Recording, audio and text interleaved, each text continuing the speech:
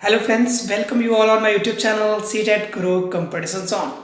Friends, मैं Ram sir आप लोगों को एक बार फिर से अपने इस चैनल पे स्वागत करता हूं और लेकर हाजिर हुआ आप लोग के लिए इवनिंग सेशन।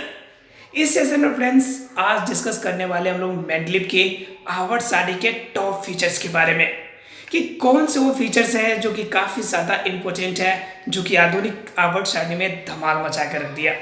इसलिए फ्रेंड्स आज का सेशन आपके लिए होगा काफ़ी खास, क्योंकि हम आपको प्रैक्टिकल वे में बताएंगे, हार्वर्ड स्टडी के थ्रू से बताएंगे कि कौन से फीचर कैसे काम करते हैं और हार्वर्ड स्टडी से देखते देखते किन चीज़ों को आप लगा सकते हैं पता, कैसे आप एक हार्वर्ड स्टडी एक छोटा सा पेपर काफ़ी ज़्यादा इंफॉर्मेशन आपको दे के जाएगा। उन सभी पॉइंट को हम लोग आज की क्लास में डिस्कस करने वाले हैं। इसलिए प्लीज़ फ्रेंड्स आज का सेशन आप जरूर देखें एवं अपने फ्रेंड्स को भी जरूर शेयर करें। बिना लेट किए फ्रेंड्स स्टार्ट करते हैं आज का इवनिंग सेशन। अगर अब तक आपने चैनल को सब्सक्राइब नहीं किया हो तो please subscribe this channel and like this session, because this session is very helpful for all students who belongs to the matric exams specially in 2020। आइए फ्रेंड्स स्टार्ट करते हैं आज का session. Hello friends, welcome you all once again on my YouTube channel CTET Guru Competition Zone. Friends मैं हाजिर हूँ लेकर आप लोग के लिए इम्पोर्टेंट सेशन जो कि इवनिंग सेशन है। प्रतिदिन फ्रेंड्स ये सेशन 6 बजे लाइव फॉर्म में आता है, ये सभी को पता है। और पिछली क्लास में हम लोग मैडलिब के आवर्त सारणी के बारे में चर्चा किए थे। आशा फ्रेंड्स पिछली पॉइंट सब किसी की क्लियर हो गई होगी। अगर किसी को डाउट हो तो किसी ने भी हमें कमेंट्स नहीं किया है, इसका मतलब यह है कि आपको कोई सा भी डाउट नहीं है। फ्रेंड्स एक रिक्वेस्ट करूंगा आप लोग से कि आप लोग कंटिन्यूअसली जो सेशन है वो लाइव फॉर्म में देखिए, ज़्यादा बेटर होगा। इसमें एक सबसे बड़ी प्लस पॉइंट होगी कि जिस पॉइंट पे आपको डाउट है उस पॉइंट पे आप वहीं पे क्वेश्चन अराइज करेंगे और उसके अकॉर्डिंग मैं लाइव चैट के थ्रू से आपको वहीं पे रिप्लाई देके आपके सभी क्वेश्चंस की सॉल्यूशन को मैं क्लियर कर दूंगा। एनीवे अगर कोई प्रॉब्लम बच भी जाता है तो मैं अगले क्लास में लाइव चैट में भी देख के अगले क्लास में हम आपको जरूर उसके बारे में डिस्क्रिप्शन दे सकते हैं। इसलिए फ्रेंड्स मैं आप सबों से रिक्वेस्ट करूंगा कि आप ज़्यादा से ज़्यादा प्रतिदिन शाम के 6 बजे लाइव सेशन ज्वाइन करें। तो फ्रेंड्स हमने देखा था पिछले सेशन में कि मैडलिब के आवर्त सारणी के कौन कौन से दोष थे पहले और कौन कौन से दोष किस फॉर्म में दूर किए गए थे। फ्रेंड्स अभी स्टार्ट करने से पहले सेशन को एक बार लाइक जरूर करें। अगर सेशन अच्छा लग रहा हो तो लाइक जरूर करें। चैनल को अगर अब तक आपने सब्सक्राइब नहीं किया हो तो प्लीज़ चैनल को सब्सक्राइब करें। और एक और चीज़ कि आप अपने फ्रेंड्स को जरूर शेयर करें, क्योंकि जो भी फ्रेंड्स आपसे जुड़ना चाहते हैं, लाइव सेशन में आना चाहते हैं, उन्हें एक बार जरूर मेंशन कर दें कि यह चैनल आपको डेली बेसिस में प्रतिदिन शाम के 6 बजे क्लास 10th के अर्थात कि मैट्रिक के पेपर के लिए स्पेशल क्लास चलती है। आइए फ्रेंड्स बिना लेट किए हुए स्टार्ट करते हैं आज का सेशन। आज के सेशन में फ्रेंड्स तो ये हमने दोस्त पिछले क्लास में देखा था, जिसमें हमने देखा था कि समस्थानिक को लेकर इशू था। समस्थानिक का मतलब होता है जिनकी परमाणु संख्या समान हो लेकिन परमाणु द्रव्यमान क्या हो, अलग अलग हो। जैसे कि आपका समस्थानिक की बात करें तो ये हो जाएगा कार्बन 14, ठीक है, कार्बन 14 और कार्बन 12, कार्बन 14 और कार्बन 12। तो फ्रेंड्स इसमें क्या है कि एक का आपका परमाणु द्रव्यमान 14 है और दूसरे का परमाणु द्रव्यमान 12 है। दोनों की परमाणु संख्या 6 ही है। दोनों में नंबर ऑफ न्यूट्रॉन्स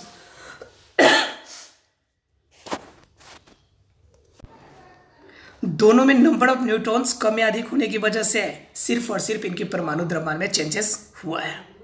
ठीक है फ्रेंड्स, तो इस कंडीशन में क्या हो सकता है, इस कंडीशन में आपका क्या होगा, कहाँ रखा जाए, इन समस्या को दूर कर दिया गया है। किसके माध्यम से, जो न्यू आवर्त सारणी आया था आधुनिक फॉर्म में, उन्होंने इस दोष को दूर कर दिया है। उसके बाद क्या, मेंडलीव की जो आवर्त सारणी, मेंडलीव की जो आधुनिक आवर्त सारणी थी उनमें कोबाल्ट और निकेल का जो इशू था उसे भी दूर कर दिया गया।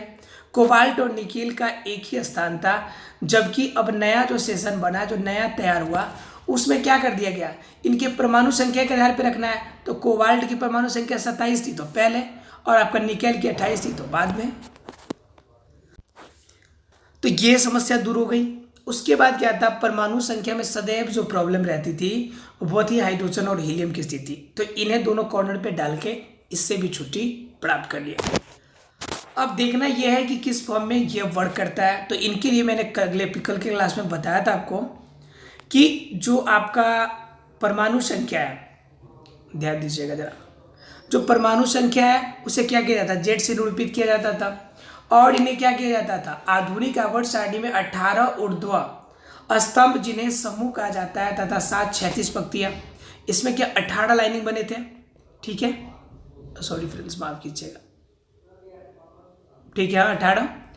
उसके बाद ये 7 आपका इस फॉर्म में बने थे स्तंभ, अर्थात टोटल कितने हो गए 18 ऊर्ध्व अर्थात ऊपर से नीचे की तरफ और 7 36 फॉर्म में। क्लियर है। इनमें क्या हुआ कि किसी भी आवर्त में पाए जाने वाले सभी तत्वों में कोषों की संख्या हमेशा समान होती थी, अर्थात कि जितना इनमें सेल पाया जाता था सभी में एक समान सेल ही पाए जाएंगे। अगर आप क्या करेंगे, किसी भी आवर्त की बात करें, आवर्त किसे कहते हैं, तो आवर्त ये जो हो गए आपके लेफ्ट से लेकर राइट दिशा में, ये सॉरी फ्रेंड्स, ये हो गए आपके ऊपर से लेकर नीचे की दिशा में ये आवर्त कहलाएंगे, और ये राइट से लेफ्ट की दिशा में ये आपके वर्ग हो गया। ठीक है फ्रेंड्स, अब जरा गौर कीजिएगा इसमें कैसे है वो गौर कीजिएगा आप। जरा मैं आवर्त सारणी को आपको दिखाना चाहता हूं, उसमें ज्यादा क्लियर हो जाएगा।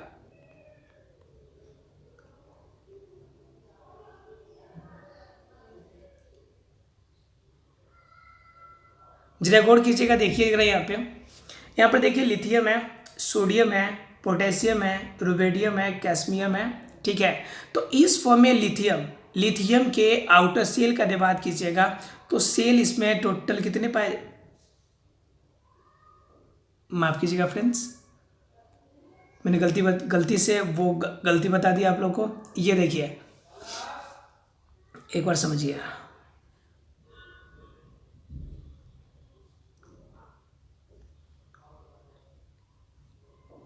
ये दिख रहा है आप लोग को,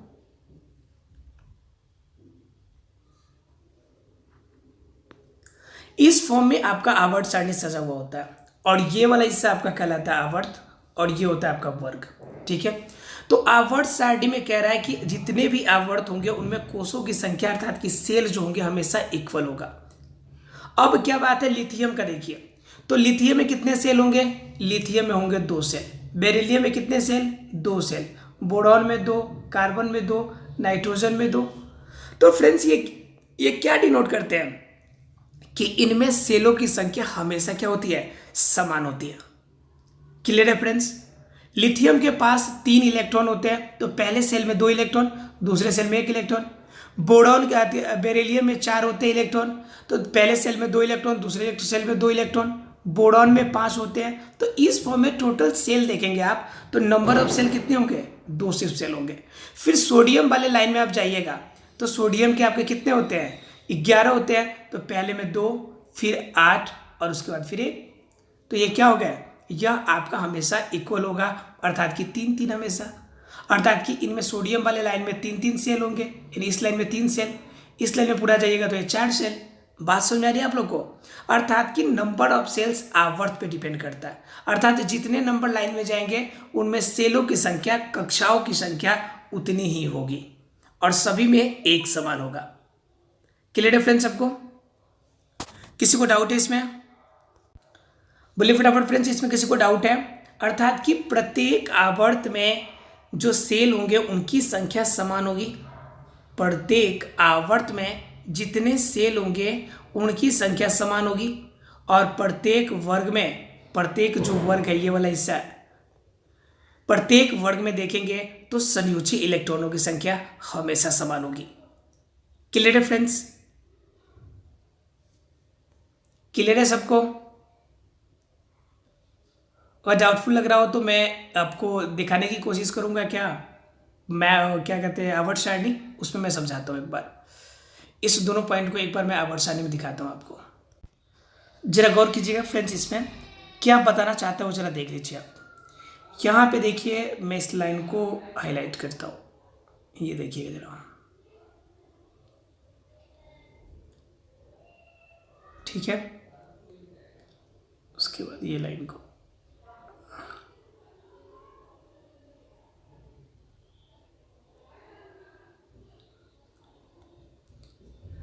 जरा गौर दीजिएगा, थोड़ा सा ध्यान दीजिएगा, क्लियर हो जाएगा सबको पॉइंट।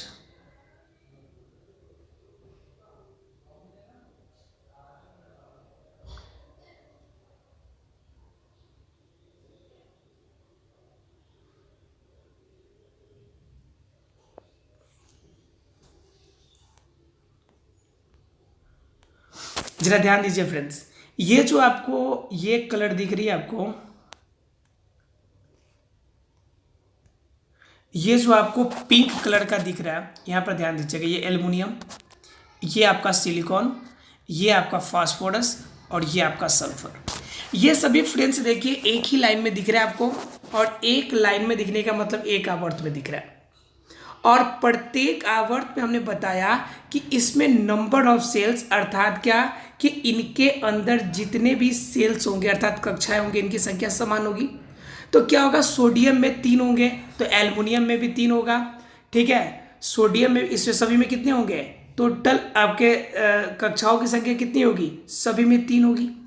फिर आप दूसरे लाइन में पोटेशियम वाला लाइन में जाइएगा, कैल्शियम, एस्केडियम, टाइटेनियम, वेनेडियम, तो इसमें टोटल कितने होंगे, 4। यहाँ पर देखिए 1 2 से लेकर 7 तक काउंटिंग किया गया, अर्थात जिस लाइन में जाइएगा आप, जिस आवर्त में जाएंगे उनमें क्या होगी, उतनी अधिक सेल होगी।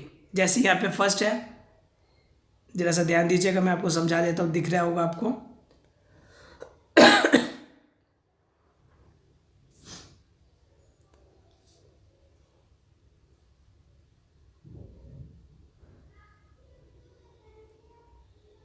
जरा सा इसे गौर कीजिएगा। देखिए यहाँ पे 1 2, ये रहा आपका 3, ये 4, ये 5, ये 6 और ये 7 दिख रहे हैं फ्रेंड्स। ये 7 जो दिख रहे हैं नंबर ऑफ सेल दिखा रहा है कि कितने सेल है, अर्थात कि जिस लाइन में, जिस आवर्त में जाएंगे उतने अधिक सेल होंगे। सेल का मतलब होता है कक्षा जिसमें इलेक्ट्रॉन घूमते हैं, मूव करते हैं। तो क्लियर हो गया होगा फ्रेंड्स, जितने लाइन में जाएंगे, जिस आवर्त में जाएंगे, उनके सेलों की संख्या उतनी अधिक होगी। ठीक है फ्रेंड्स। और दूसरा केस एक और कहता है, दूसरा केस कहता है कि जितना आपका क्या होगा, ये देखिए ध्यान दीजिएगा,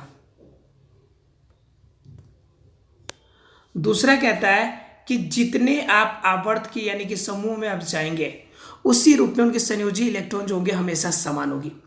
अब जरा सा गौर कीजिएगा, यहाँ पे बेरिलियम, बेरिलियम की परमाणु संख्या कितनी, 4 होती है, अर्थात कि अरेंजमेंट 2 और 2 होगा, तो आउटर मोस्ट में कितने इलेक्ट्रॉन, 2 इलेक्ट्रॉन।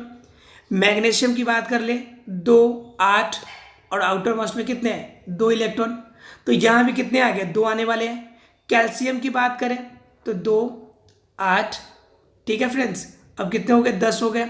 उसके बाद क्या, उसके बाद फिर से 8 18 और लास्ट वाले फिर 2। बात समझ में आ रही है फ्रेंड्स। तो इस तरह से आप किसी भी सेल में जाएंगे तो इस फॉर्म में आप देखेंगे कि सभी के आउटर मोस्ट पे कितना है, एक समान आपको दिखेगा। यहाँ पे 2 वाले का दिखा है, आप उससे पहले वाले को अगर एक बार नजर डालें, यहाँ पे लिथियम वाले लाइन को, लिथियम की परमाणु संख्या कितनी, 3 होती है, और 3 के लिए क्या होगा, आपका पहले सेल में 2, दूसरे सेल में 1, अर्थात इनकी संयोजकता 1 हो गई। फिर आप सोडियम की बात कीजिए तो 2, उसके बाद फिर 8, उसके बाद फिर 1, अर्थात इसके भी आउटर मोस्ट में कितने सेल हो गए, इसके भी आउटर मोस्ट में 1 सेल हो गया। ठीक है, इसके भी आउटर मोस्ट में कितने इलेक्ट्रॉन्स, 1 इलेक्ट्रॉन्स, यहाँ भी 1 इलेक्ट्रॉन्स, अर्थात कि लिथियम में जाइए या फिर आपका सोडियम में, पोटेशियम में, ये सभी में आपको क्या मिलेंगे, नंबर ऑफ इलेक्ट्रॉन्स एक ही मिलने वाले हैं आउटर मोस्ट में। बात समझ में आ रही है, क्लियर हो गया सबको। संयोजकता अर्थात कि आवर्त, जिस आवर्त में जाएंगे उनकी संयोजकता हमेशा समान होगी। जितने आवर्त में जाएंगे आपका क्षैतिज फॉर्म में, तो उनमें क्या होगा, उनमें सेल की संख्या समान होगी। ठीक है, और ऊर्ध्वाधर फॉर्म में जाएंगे आप, ऊर्ध्वाधर फॉर्म में अगर जाने की कोशिश कीजिएगा तो वहां पे क्या होगा, हमेशा आपके सेल्स हमेशा जो होंगे आपके नंबर, ऊर्ध्वाधर में आइएगा तो संयोजकता समान, और क्षैतिज में जाइएगा तो उनके सेलों की संख्या समान होती है। बताओ फ्रेंड्स, क्लियर है कि नहीं, फटाफट कमेंट्स कीजिए, क्लियर है कि नहीं क्लियर है, क्लियर है सबको, वेरी गुड। देखिए फ्रेंड्स, अगर डाउट हो तो आप हमें कमेंट्स करते रहिएगा। तो ये दूसरी पॉइंट थी। अब देखिए उसके बाद और क्या कहती है। और फ्रेंड पॉइंट की बात करें तो और पॉइंट जो हमारी कहती है, क्या कहती है कि समूह के नीचे जाने पर कोषों की संख्या बढ़ती जाती है। हमने अभी दिखाया आपका, पहले सेल में 1, उसके बाद 2 सेल, उसके बाद सब में 3 कक्षा, उसके बाद 4, उसके बाद 5, ऐसे कक्षा नीचे की तरफ बढ़ रही है ना। तो वही कह रहा है, समूह में जैसे आप नीचे की तरफ आएंगे उनमें कक्षाओं की संख्या बढ़ती जाएगी। बताओ फ्रेंड्स, क्लियर है कि नहीं सबको? क्लियर है सबको? उसके बाद क्या, किसी विशेष आवर्त में पाए जाने वाले तत्वों की संख्या इस बात पर निर्भर करती है कि किस प्रकार इलेक्ट्रॉन विभिन्न कोषों में भरे जाते हैं। अब क्या, किसी तत्व की संख्या उनके नंबर ऑफ इलेक्ट्रॉन्स किस फॉर्म में भरे गए हैं उसके आधार पे। जैसे मान लीजिए कि हम बात करते हैं किसकी, मान लीजिए कि सेकेंड सेल की बात करते हैं। यहाँ पे दिया हुआ है क्या कह रहे हैं, आवर्त, आवर्त की बात कर रहे हैं। तो आवर्त में यानी कि सीधी लाइन की बात कर रहे हैं। तो आवर्त में देखिए यहाँ पे ये एक आवर्त हुआ। तो आवर्त इसमें क्या, लिथियम है, बेरिलियम है, बोरोन है, कार्बन है, नाइट्रोजन है, ठीक है। तो इस फॉर्म में इनमें देख रहे थे क्या हम लोग, 2-2 सेल है सब में। तो इसमें कितने आपके इलेक्ट्रॉन्स होंगे उसके ऊपर डिपेंड करता है। अब मान लीजिए कि यहाँ पे जो स्टार्टअप हुआ है, यहाँ पे स्टार्टअप कहाँ से हुआ है, लिथियम से स्टार्ट हुआ है। और लिथियम में कितना था, पहले 1 इलेक्ट्रॉन था। अब देखना है कि हमारी 2 सेल में मैक्सिमम कितना हो सकता है इलेक्ट्रॉन। दूसरे सेल में मैक्सिमम कितना इलेक्ट्रॉन हो सकता है, 8 इलेक्ट्रॉन हो सकता है। ये बहुत इंपॉर्टेंट है, जरा गौर कीजिएगा अब इस बात पे। कह रहा है आपका कि ये डिपेंड किस पे करेगा, नंबर ऑफ इलेक्ट्रॉन्स पे। और हम बात करें कि दूसरे सेल की, जैसे पहले सेल में तो 2 इलेक्ट्रॉन रहने की कैपेसिटी है। सेकेंड सेल में कितने इलेक्ट्रॉन, सेकेंड सेल में 8 इलेक्ट्रॉन रह सकते हैं। क्लियर है फ्रेंड्स? अब जरा से इसको गौर कीजिएगा कि अब इसमें कितने आपके तत्व रखे जा सकते हैं सेकेंड आवर्त में। तो किस पे डिपेंड करेगा, इलेक्ट्रॉन पे। ये कहता है हमारा आधुनिक ये आपका आवर्त सारणी कि इसमें जितने नंबर ऑफ इलेक्ट्रॉन होंगे इसके आधार पे हम बता देंगे कि कितने इसमें तत्व रखे गए होंगे, ठीक है। अब हम लोग कहते हैं भाई हमें तो याद करना पड़ता है। अब जरा सोचिए आप लोग, दिमाग लगाइए कि ये कैसे रखे जाते हैं। जरा गौर कीजिएगा, यहाँ पे पहले क्या हो गया, यानी कि पहले लिथियम की बात करते थे, इसके आउटर मोस्ट पे कितने इलेक्ट्रॉन हमें दिख रहे हैं, 1 इलेक्ट्रॉन दिख रहा है, दिख रहा है 1 इलेक्ट्रॉन। अब बताओ फ्रेंड्स, जब 1 इलेक्ट्रॉन हमें यहाँ पर दिख रहा है तो उसके बाद वाले में 2 इलेक्ट्रॉन, उसके बाद 3 इलेक्ट्रॉन, उसके बाद चौथा, उसके बाद 5वां, इस तरह से करते करते लास्ट में 8वां इलेक्ट्रॉन तक जा सकता है। क्योंकि 8 के ऊपर जैसे 9 की बात आएगी तो वह तीसरे सेल में चला जाएगा, मजबूरी है। क्योंकि पहले सेल में 2 का 1, यानी कि पहले सेल में 1, यानी कि दूसरे सेल में फिर 2 रह सकता है, दूसरे सेल में 3 रह सकता है। इस तरह से दूसरे सेल में मैक्सिमम कितना रह सकता है, 8 तक जाएगा। उसके बाद अगर जैसे 9 की बारी आएगी तो मजबूरी में क्या करना पड़ेगा, 2, 8 और लास्ट में 1 करना पड़ेगा। क्योंकि ऑक्टेट का रूल कहता है कि 8 इलेक्ट्रॉन से ज़्यादा आप रख नहीं सकते, 8 इलेक्ट्रॉन से ज़्यादा आप नहीं रख सकते हैं। तो उस कंडीशन में तो आपको फिर आप अगले सेल में जाना पड़ेगा, अर्थात कि थर्ड सेल में जाना पड़ेगा। और कहता है कि जितने भी आवर्त होंगे उनमें सेल की संख्या हमेशा समान होती है। तो बताओ इस आपके सेकेंड वाले सेल में, सेकेंड सेल में टोटल कितने तत्व रहेंगे, 8 इलेक्ट्रॉन, 8 तत्व रहेंगे।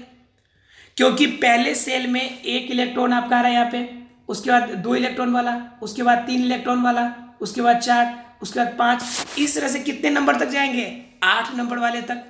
बताओ फ्रेंड्स, क्लियर हो रहा है कि नहीं हो रहा है? क्लियर है सबको कि नहीं? फटाफट बताओ, टोटल इसमें कितने इलेक्ट्रॉन्स वाले अर्थात कितने तत्व रखे जा सकते हैं, 8। क्यों रखे जा सकते हैं? क्योंकि इसमें 1 इलेक्ट्रॉन दूसरे सेल में पहले इलेक्ट्रॉन से स्टार्ट हुआ है, तो सबसे लास्ट में 8 इलेक्ट्रॉन से ज्यादा हम नहीं रख सकते। बताओ फ्रेंड्स, क्लियर है कि नहीं? क्लियर है फ्रेंड्स? अर्थात कि किसी विशेष आपका आवर्त में पाए जाने वाले तत्वों की संख्या इस बात पर निर्भर करती है कि उनके इलेक्ट्रॉन किस रूप में अरेंज हुए हैं। क्लियर है फ्रेंड्स? क्लियर है सबको? अगर क्लियर है फ्रेंड्स तो जरा सा आगे देखिएगा, जरा गौर कीजिएगा।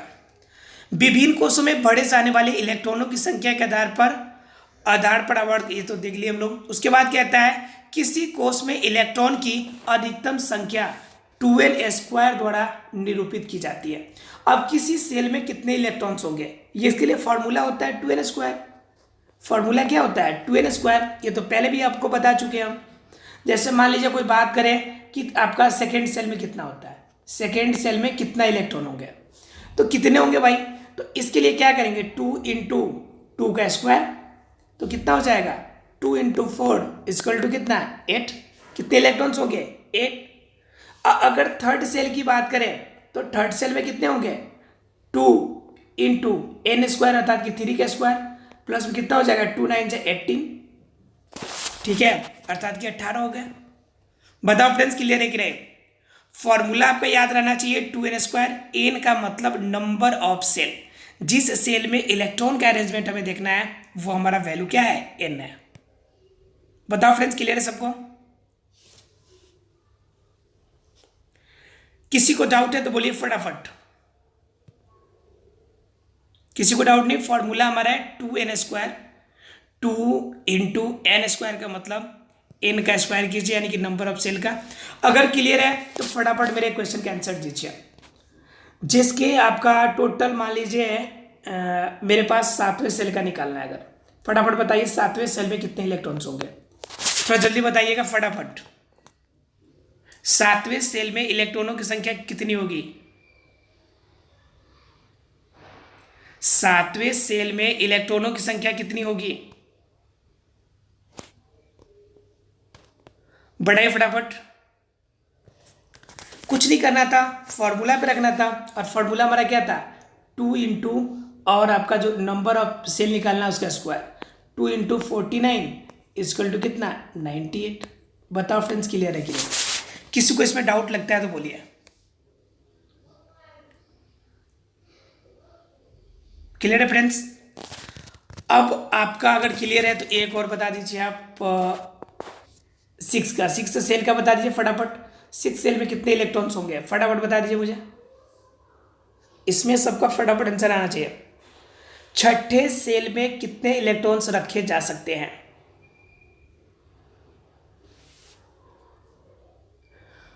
5 4 3 2 1, दैट्स ओवर।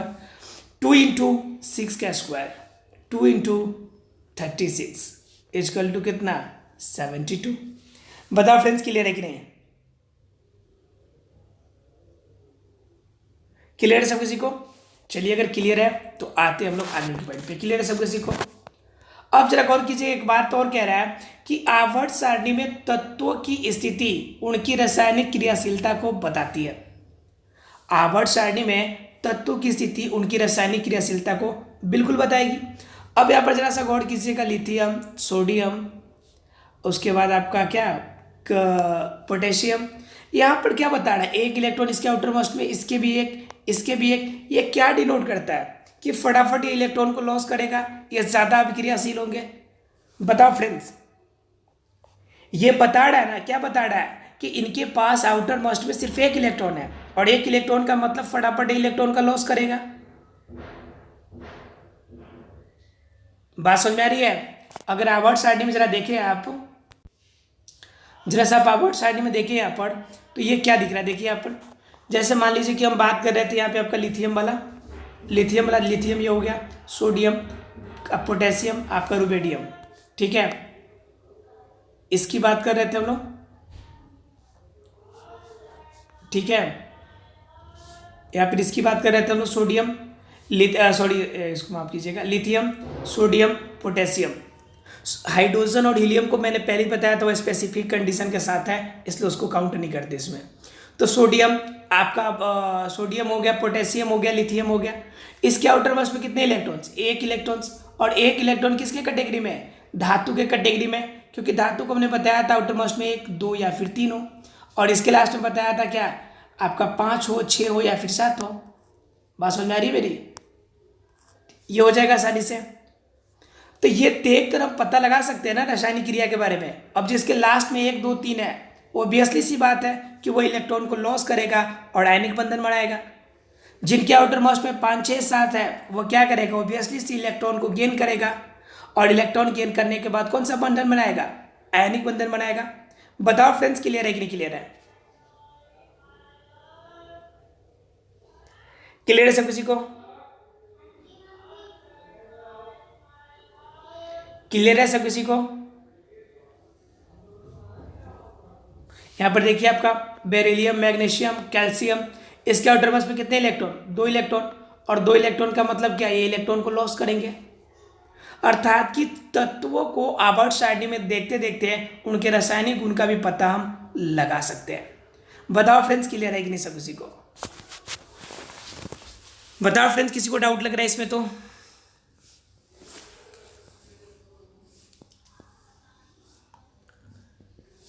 किसी को अगर डाउट है तो बोलिए फटाफट।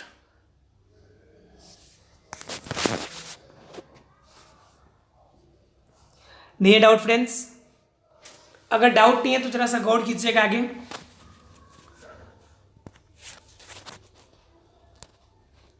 उसके बाद क्या कहते हैं फ्रेंड्स? संयोजकता इलेक्ट्रॉनों द्वारा तत्वों द्वारा निर्मित आबंध प्रारूप और संख्या को निर्धारित करती है। तो अभी बता दिया हमने, ये आपको क्या करेगा? इलेक्ट्रॉन हमें बता देगा कि तत्व द्वारा निर्मित आबंध। हमने अभी बताया कि आपका जिसके आउटर मोस्ट में 1 2 3 है तो इलेक्ट्रॉन को लॉस करेगा और कौन सा बंधन बनाएगा? आयनिक बंधन बनाएगा, ठीक है। अगर आपका 5 6 7 है तो वो भी क्या बनाएगा? आयनिक बंधन बनाएगा। जिसके लास्ट में 4 है वो आपका सहसंयोजी बंधन बनाएगा। बताओ फ्रेंड्स, इनके बारे में भी चर्चा किया था हम लोगों ने, अब पहले भी इसके बारे में जान चुके हैं। तो आवर्त सारणी हमें बहुत सारी डिनोट देता है, बहुत सारी हमारी हेल्प करता है। क्या क्या हेल्प करता है? तो पहला हेल्प आपका क्या करता है कि पहला हेल्प तो ये हमें संयोजी इलेक्ट्रॉन बताता है कि कहाँ पे कौन सी इलेक्ट्रॉन रहेंगे, अर्थात कि संयोजी इलेक्ट्रॉन सभी का एक समान होगा। क्या? सभी समूह में जाएंगे, अर्थात ऊपर से नीचे की तरफ अगर आए तो हमें क्या पढ़ेंगे? सभी की आपका संयोजी इलेक्ट्रॉन एक समान। अगर बाएं से दाएं की तरफ अगर बढ़ रहा है तो वहां पे क्या दिखेगा हमें? सभी के अंदर इलेक्ट्रॉनों की संख्या, कक्षाओं की संख्या हमेशा समान दिखेगी। उसके बाद एक और चीज है कि ऊपर से नीचे की तरफ अगर आप बढ़ेंगे तो उसमें सेल की संख्या जो होगी धीरे धीरे बढ़ती चली जाएगी। पहले में 2 सेल है, उसके बाद 3 सेल, उसके बाद 4 सेल, ऐसे बढ़ती चली जाएगी। उसके बाद क्या कि सभी तत्वों के संयोजी इलेक्ट्रॉनों की संख्या एक समान होगी। समूह में नीचे जाने पर कोषों की संख्या बढ़ती जाती है, अर्थात सेल की संख्या बढ़ती जाएगी। किसी विशेष आवर्त में अगर जाने पर आपको क्या तत्वों की संख्या निर्भर करती है कि उस आवर्त में, उस समूह में कितने आपके तत्व शामिल है। क्लियर है फ्रेंड्स? उसके बाद आपका लास्ट पॉइंट ये बताता है कि विभिन्न कोषों में बढ़े जाने वाले इलेक्ट्रॉनों की संख्या के आधार पर आवर्त और तत्वों की संख्या बता सकते हैं कि तत्व कितने हैं, इनकी संख्या आप चाहे तो इससे कंफर्म करा सकते हैं। क्लियर है फ्रेंड्स सब किसी को? उसके बाद क्या और क्या करा सकते हैं आप कि फॉर्मूला है आपका 2n²। इस फॉर्मूला का यूटिलाइज करके, यूज करके आप किसी भी सेल में कितने इलेक्ट्रॉन्स होते हैं उनका पता आप लगा सकते हैं। ठीक है फ्रेंड्स? उसके बाद अगर बात करें तो आवर्त सारणी में आपकी रासायनिक क्रियाशीलता को देख सकते हैं। 2 1 3 ये इलेक्ट्रॉन्स हमें बताते हैं कि इनके अंदर आयनिक बंधन बनने वाला है, इलेक्ट्रॉन लॉस करने वाला है। ठीक है, अब कह रहा है संयोजकता इलेक्ट्रॉन और आपके इसके अनुसार हम आबंध को बता सकते हैं कि डबल बॉन्ड होगा, सिंगल बॉन्ड होगा, आयनिक बंधन होगा, सहसंयोजी बंधन होगा। सारी बातों को हम इससे पता लगा सकते हैं, अर्थात कि आज हम लोगों ने देखा मेंडलीफ के आधुनिक आवर्त सारणी के क्या क्या फीचर्स थे। फ्रेंड्स, आशा है कि सभी को पॉइंट क्लियर हो गया होगा। अगर किसी को कोई डाउट रह गया हो तो आप हमें कमेंट्स बॉक्स में जरूर शेयर कीजिएगा। आते फ्रेंड्स, ये आगे की पॉइंट हम लोग जो देखेंगे आवर्त सारणी की प्रवृत्ति के बारे में, इनके बारे में हम अगले क्लास में थोड़ा सा चर्चा करेंगे आपसे। और उसके बाद कल की पॉइंट कल ही आपकी समाप्त हो जाएगी और कल मैं आपके लिए ऑब्जेक्टिव सेशन लेके भी आऊँगा। कल आपके क्लास में 2 क्लासेस होगी, एक ये चीज़ें की और दूसरी होगी आपकी ऑब्जेक्टिव सेशन की। ऑब्जेक्टिव सेशन भी होगी और कल मैं कुछ क्या कहते हैं सब्जेक्टिव क्वेश्चंस आपके लिए लेकर आ रहा हूँ जिसके बारे में मैं आपसे डिस्कस करूँगा। इस टॉपिक से रिलेटेड और मॉडल पेपर के कुछ क्वेश्चंस मैं कल लेकर आ रहा हूँ, इसलिए प्लीज़ कल का सेशन आपके लिए काफ़ी ज़्यादा इंपॉर्टेंट रहने वाला है। और फ्रेंड्स, आप अगर सेशन को अब तक आपने लाइक नहीं किया तो प्लीज़ आपसे रिक्वेस्ट है कि सेशन को जरूर जाते जाते लाइक करके जाइएगा। मिलते हैं हम लोग अगली क्लास में। हंसते रहिए, मुस्कुराते रहिए और सेशन को कंटिन्यू देखते रहिए। Thank you very much friends.